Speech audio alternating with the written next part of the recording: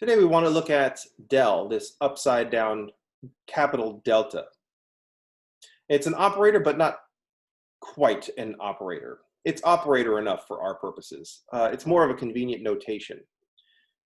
In single variable calculus, way back in R1, the del operator would just be the d over dx, and it's just instructions to say, take the derivative of whatever we write afterwards. In R3, we can represent the del operator as the partial with respect to x in the I direction, partial with respect to y in the j direction, and the partial with respect to z in the k direction. This is really fishy. And so if I made my videos public, mathematicians would come along and say, well, how could you write such craziness here? I might go, because it works.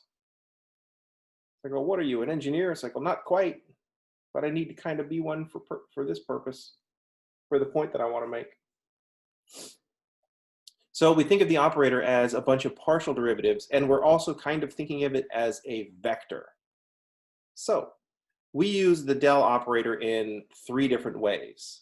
So we've seen this 3 times during Calc 3. The important thing we want to notice moving forward is that in R1, del is like the derivative with respect to x. In R3, it's this vector of partial derivatives. So let's see the 3 ways that we've used this. The gradient of a function is this del operator on the function. And we think of it as a scalar multiple. So we apply the partial with respect to x of the function in the I direction, and so we're ending up with a vector. Partial with respect to x of f in the I direction, partial with respect to y of f in the j direction, partial with respect to f of z with respect to z in the k direction. So we can see the operator applied to the function. So the operator would be the partial with respect to x in the I direction of the function f, plus the partial with respect to y in the j direction of the function f, plus the partial with respect to z in the k direction of the vector of the function f. So the gradient, applying the del operator to a function of 3 variables, results in the gradient.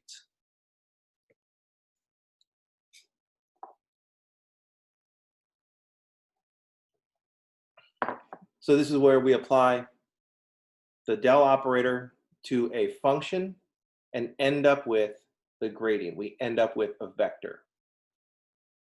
Since we're also thinking of this as a vector, we can apply it to a vector field. So the divergence of a vector field is this del operator dot the vector field. So the divergence of a vector field is the del operator dot the vector field.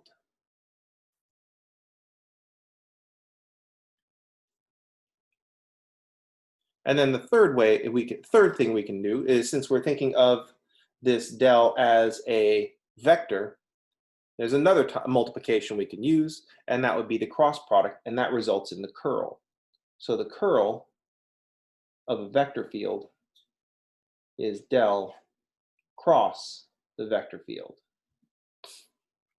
And that's why the curl looks like that determinant where nothing matches. Because when we're calculating a determinant, the cofactor of the I entry, we take out everything in that first column, and we take out everything in the first row. And that first column is where we see the partial with respect to x and the f1. Any questions?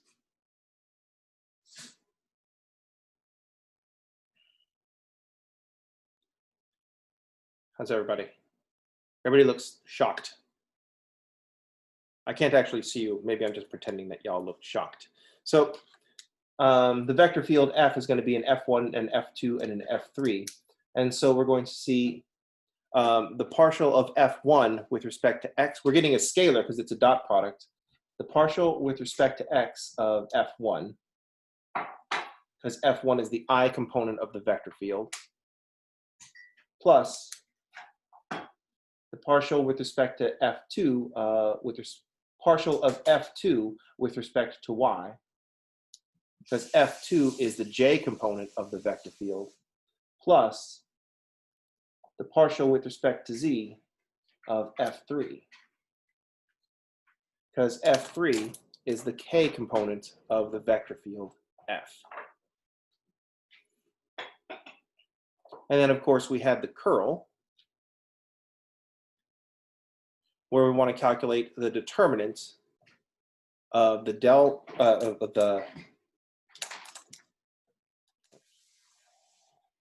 where we're going to calculate the determinant of the matrix I, J, K.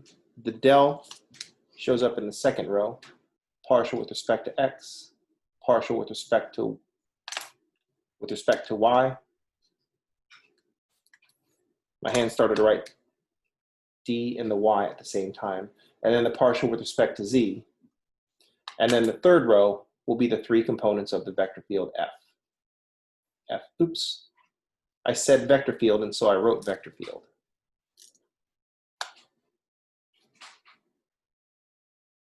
The three components, let me write it, then I can say it, of the vector field F, F1, I, F2J, F3K.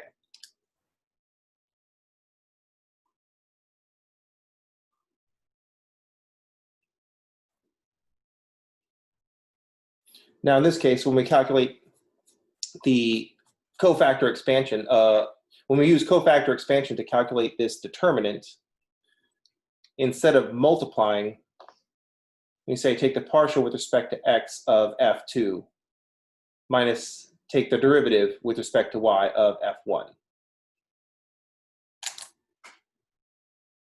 Any questions? So in this sense, the math Dorito operator, it represents a derivative. In R1, it was the d over dx. In R3, we're thinking of it as this vector. And we can apply that vector with multiplication in three different ways. We multiply it by a function to produce the gradient.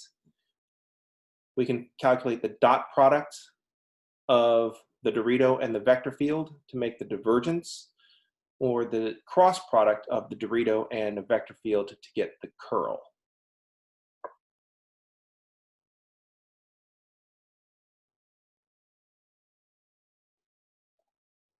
So in that sense, it fits into the fundamental theorems. It fits into our fundamental theorems because we think of the fundamental theorems as the integral of a derivative over some set is the function evaluated at the boundary of the set. Integrate a derivative over a set means calculating the function at the boundary of the set. But it stands in for the derivative in our fundamental theorems.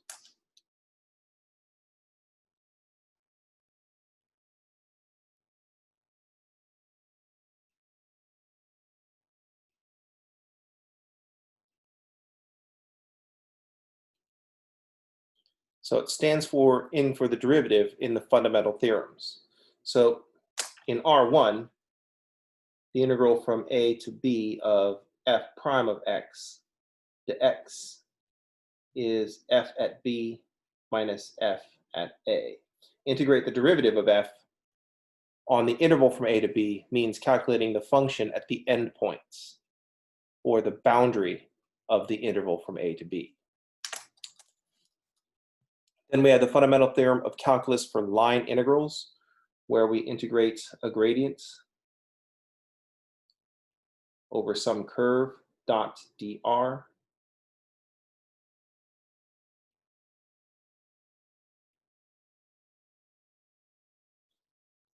And Q and P are the endpoints of the curve C.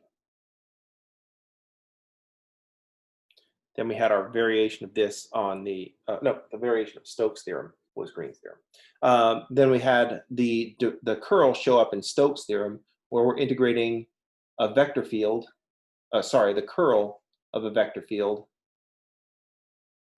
over some surface dot dA. And we look at the vector field evaluated at the boundary of the surface.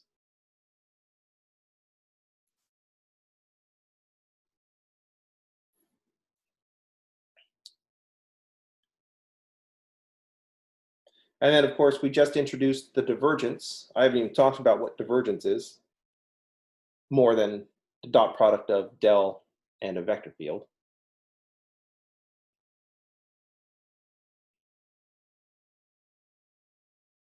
Oops, this one's not a dot product. The divergence is a scalar, so we're just multiplying by a dv, not a vector. And we can calculate this by looking at the flux integral. We can look at a flux integral of the vector field over the boundary of the set W. So in each of these cases, we're dropping down to the boundary. Q and P are the endpoints of C.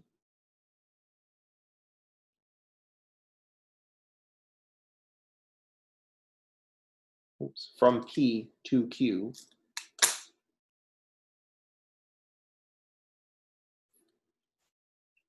C is the boundary of surface S.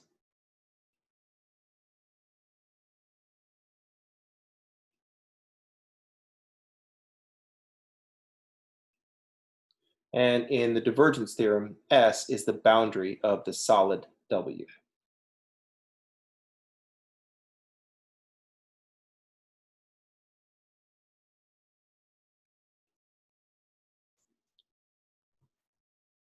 A and B are the endpoints of the interval. So if we replace A and B with just a generic I, so I'm going to mark these different color. If instead of saying from A to B, we just say integrate over the interval, we can see that I is the interval from A to B.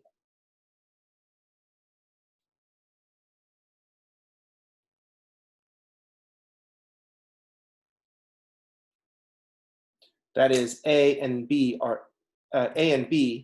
form the boundary of the interval, just like P and Q form the boundary of the curve, just like C is the boundary of the surface S, just like S is the boundary of the solid W. This looks like boundary of the surfaces. All of a sudden I turned into Gollum.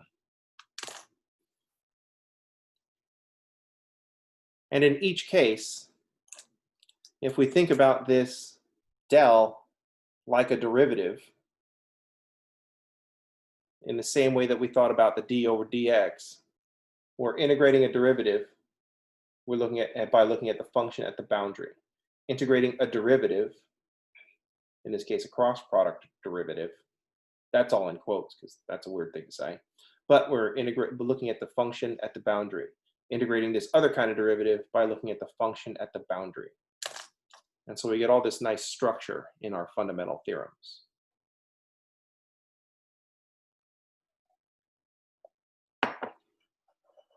Any questions? At this point, we didn't do a lot of the messy business. The messy business comes in. The messy business comes in describing the curve in a way that the integral will understand. And that meant parameterizing the curve. In the case of the flux integral, like we have in Stokes' theorem, we had to describe the surface in a way that the integral could understand. And we looked at one way of doing that. If the surface can be described as with z as a function of x and y above a region R in the xy plane. Then we also have to learn how to describe a solid in a way that the integral will understand. It's easy in plain language to describe, say, a sphere centered at the origin with a radius of 5. But how can we describe that in a way that an integral will understand what's going on?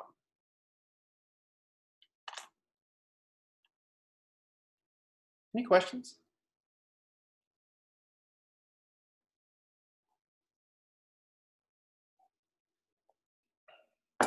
I know it's early in the day to pick a favorite thing for the day, but Math Dorito might be my favorite thing for the day.